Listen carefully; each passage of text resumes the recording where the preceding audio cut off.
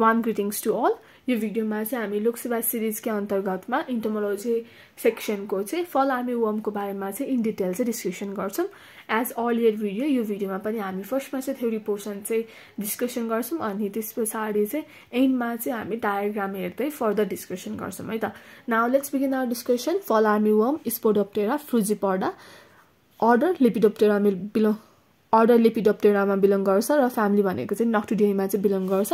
फल army warm जसलाई चाहिँ कमनली हामी के पनि भन्छौं, फ पनि भन्छौं, पोलिफागस पेस्ट हो। पोलिफागस पेस्ट भन्नेबित्तिकै फल आर्मी वर्मले चाहिँ मेनली चाहिँ मेजलाई ड्यामेज गर्छ हैन, तर यो फल आर्मी वर्म चाहिँ अरु डिफरेन्ट क्रप्समा पनि फिड हुन्छ है। मोर देन 85 होस्ट स्पेसिसमा चाहिँ फिड हुन्छ, जसले चाहिँ लार्ज इकोनोमिक ड्यामेज चाहिँ कज गर्छ। आइडेन्टिफिकेसनको कुरा गर्दाखेरि चाहिँ the adult moth are 32 to 40 mm wing span with a brown or grey forewing and a white hind wing भनेको छ। एडल्ट मथको कुरा गर्दाखेरि चाहिँ 32 to 40 mm को विङ भयो। त्यसैगरी फोरविङ चाहिँ ब्राउन अर ग्रे कलरको हुन्छ भने हाइन्ड विङ चाहिँ व्हाइट कलरको चाहिँ हुन्छ। मेल र फिमेलको केसमा चाहिँ स्लाइट सेक्सुअल डाइमर्फिजम चाहिँ छ। मेल्सको केसमा चाहिँ अडी बडी प्याटर्न हुन्छ र डिस्टिङ्क्ट व्हाइट स्पट्सहरु चाहिँ फोरविङ्सको चाहिँ साइड इच फोरविङ्समा चाहिँ देखिन्छ है। त्यो चाहिँ म डायग्राममा तपाईहरुलाई राम्रोसित देखाउँछु। The first larval instar is light colour with a larger dark head भनेको छ। फर्स्ट लार्वल इन्स्टार चाहिँ लाइट कलरको हुन्छ, डार्क हेड चाहिँ हुन्छ। त्यसैगरी as they develop through instars they become browner with white lengthwise lines भनेको छ। जति चाहिँ यो लार्वल स्टेज चाहिँ ग्रो हुँदै जान्छ, डेभलप हुँदै जान्छ, उनीहरु त्यति नै डार्क ब्राउन कलरको चाहिँ हुँदै जान्छ र व्हाइट लेन्थवाइज लाइन्स चाहिँ देखिन्छ भनेको छ। यो व्हाइट लेन्थवाइज लाइन्स पनि देखिन्छ, त्यो पनि म तपाईहरुलाई डायग्राममा देखाउँछु है। They also develop 4 prominent dark spots forming a square on second last segment भनेको छ। फको लार्भाको डिस्टिङ्क्ट फिचर्स भनेको चाहिँ सेकेन्ड लास्ट सेगमेन्टमा चाहिँ 4वटा रेज भएको डार्क स्पट्स हुन्छ, जसले चाहिँ एउटा स्क्वायर बक्स चाहिँ बनाउने गर्छ। त्यसरी चाहिँ हामीले चाहिँ यो चाहिँ फको लार्भा हो है भनेर चाहिँ चिन्न सक्छौं। त्यसैगरी हेडको केसमा पनि वाइ इन्भर्टेड वाइ हुन्छ, त्यो पनि म तपाईहरुलाई डायग्राममा देखाउँछु है त। फोरविङको कुरा गर्दाखेरि कुनै पनि इन्सेक्ट्सको माथिको विङ भनेको फोरविङ हुन्छ र तलको विङ भनेको चाहिँ हाइन्ड विङ हुन्छ है। अब लाइफ साइकलको कुरा गर्दाखेरि चाहिँ अ फिमेल विल टिपिकली ले अबाउट 1500 एग्स भनेको छ। यो बुकमा चाहिँ 1500 एग्स भनेको छ, तर मलाई सरले पढाउनु हुँदाखेरि चाहिँ हाम्रो रेस्पेक्टिभ टिचरले पढाउनु हुँदाखेरि चाहिँ 50 to 200 एग्स भन्नुभएको छ। So I am not sure है कति एग्स हो, यो चाहिँ तपाईहरु आफै क्रस चेक गर्नुस् है त। It is dome shaped and measures about 0.4 mm in diameter and 0.3 mm in height. यो चाहिँ एगहरु चाहिँ कस्तो हुन्छ भन्दाखेरि चाहिँ डम शेप्ड हुन्छ र 0.4 mm डायमिटर भन्यो र 0.3 mm चाहिँ हाइटको हुन्छ भनेर भन्यो। त्यसैगरी एग्सहरु चाहिँ क्लस्टरमा चाहिँ ले गरेको हुन्छ। Females prefer to lay eggs on the underside of the leaves. प्राय चाहिँ फिमेलहरुले चाहिँ यो फको चाहिँ फिमेलले चाहिँ लिप्स जुन मेजको लिप्सहरु हुन्छ, मेजको लिप्स कस्तो हुन्छ यो न्यारो अनि प्यारलल हुन्छ नि हैन। सो त्यसको ठ्याक्क तलपट्टि लोअर सर्फेसमा चाहिँ एग्सहरु चाहिँ ले गरेको हुन्छ। But in high population they may lay them just about anywhere. तर कहिलेकाहीँ चाहिँ धेरै पपुलेसन छ भने चाहिँ जहाँ पनि ले गरिदिनु भयो भन्ने कुरा भयो। In warm weather eggs will hatch into larva within a few days भनेको छ। वार्म वेदर छ भने चाहिँ एग्स चाहिँ लार्भामा चाहिँ ह्याच हुन्छ within few days. The larva go through 6 different instars is varying slightly in physical appearance and pattern है। Total चाहिँ 6 डिफरेन्ट इन्स्टार्स चाहिँ प्रेजेन्ट हुन्छ। The larval process last from 14 to 30 days है। लार्भल प्रोसेस जुन हाम्रो यो 6 different इन्स्टार्स हुने process चाहिँ 14 देखि 30 दिनसम्म हुन्छ, जुन चाहिँ टेम्परेचरमा चाहिँ डिपेन्ड हुन्छ भनेको छ।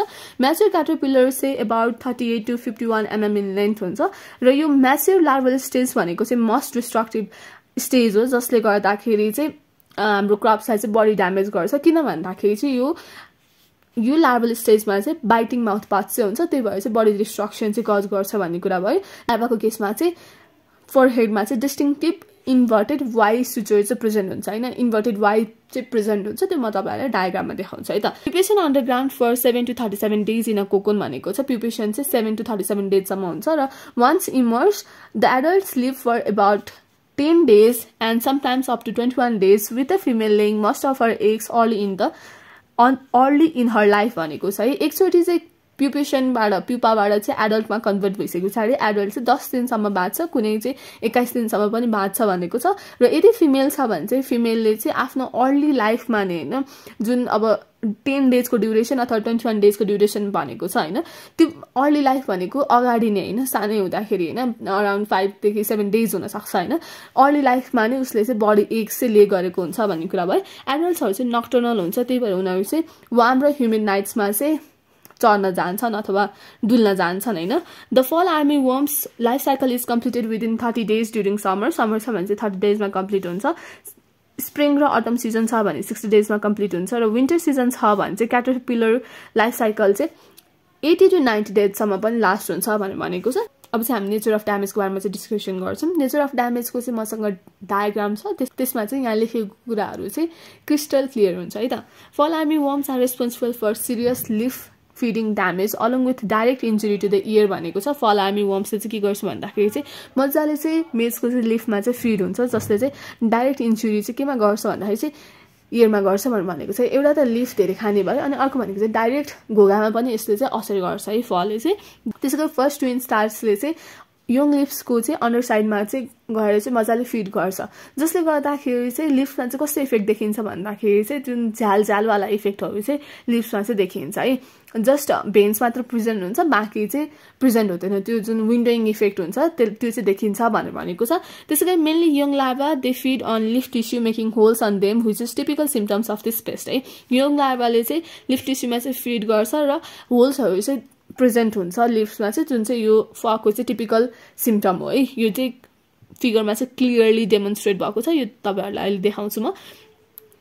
त्यसै गरी हाम्रो नेक्स्ट पोइन्ट भनेको चाहिँ generally feeding on the young plant by fall army worm through whorl may lead to dead out भनेको चाहिँ यङ प्लान्टको केसमा चाहिँ फल आर्मीले अट्याक गर्यो भने चाहिँ के हुन्छ भन्दाखेरि जुन डेड आउट भनेको छ नि हैन, वोल भनेको चाहिँ यो जुन सेन्ट्रल पोर्सन है, हाम्रो सेन्ट्रल स्टिम हुन्छ, सेन्ट्रल स्टिमबाट चाहिँ जुन हाम्रो पातहरू निस्किरहेको हुन्छ हैन, यसलाई होल भन्छौँ हामीले हैन। सो त्यो होलबाट चाहिँ गएर चाहिँ त्यो हाम्रो फको चाहिँ लार्भाले चाहिँ ड्यामेज गर्दै जान्छ, जसले गर्दाखेरि चाहिँ डेड हर्ट चाहिँ हुन्छ। डेड हर्ट भनेको चाहिँ के हो भन्दाखेरि चाहिँ कुनै पनि प्लान्टको चाहिँ सेन्ट्रल सुट नै डाई हुन्छ because of the infestation by larva, त्यसलाई चाहिँ हामीले चाहिँ डेड हर्ट भन्छौँ है। त्यसै गरी नेक्स्ट पोइन्ट भनेको चाहिँ older larva can cause greater damage and defoliation leaving only leaves and stalks of corn plant giving torn or ragged appearance भनेको चाहिँ ओल्डर लार्भाले चाहिँ के कज गर्छ अरे ग्रेटर ड्यामेज कज गर्छ र डिफोलिएसन चाहिँ कज गर्छ।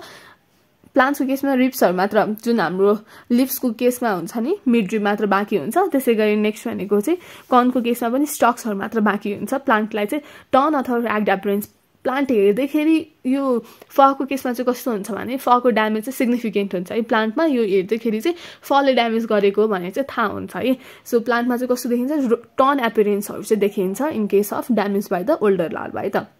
Dead out, condition where the central shoot of the plant dies, often caused by larva feeding on the growing point, leading to wilting and drying of the whole leaves भनेको चाहिँ dead out भनेको चाहिँ कुनै पनि प्लान्टको चाहिँ central shoot नै die हुन्छ। के को कारणले भन्दाखेरि चाहिँ लार्भाले चाहिँ ग्रोइङ पोइन्टमा नै फिड गरिदिएको कारणले, जसले गर्दाखेरि चाहिँ होल लिभ्सहरूको चाहिँ होल भन्छ है, यो WHORLलाई चाहिँ होल लिभ्स विल्ट हुन्छ र ड्राई हुन्छ है।